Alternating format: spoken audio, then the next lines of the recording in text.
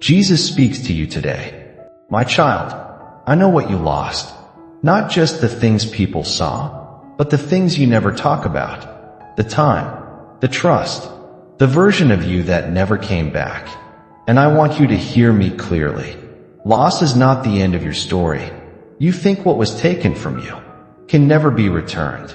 You think the years are gone forever. You think the damage is too deep. But I am not limited by what you see as permanent.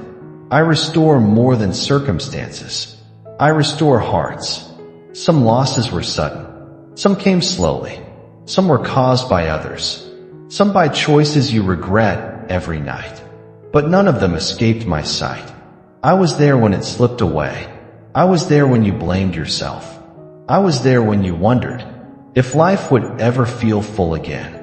I do not restore by going backward. I restore by making all things new.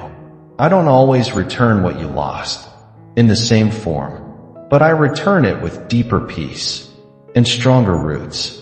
Remember Job? He lost more than you can imagine, but his story did not end in loss. Remember Joseph? What was stolen from him became the very thing that elevated him. What you lost will not be wasted. It will be transformed. You mourn what could have been. I prepare what will be. You grieve the closed door. I build a future you couldn't have designed yourself. Trust me, your life is not behind schedule.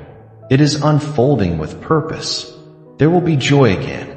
There will be laughter again. There will be moments when your heart feels light, and you'll realize you didn't lose everything.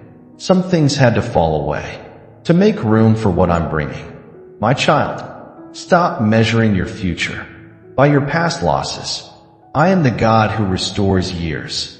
I am the God who rebuilds ruins. I am the God who gives beauty for ashes. And I am not finished with you.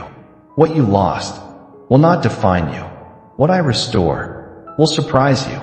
Hold on. Stay close. Watch what I do next. Because I will restore what you thought was gone forever.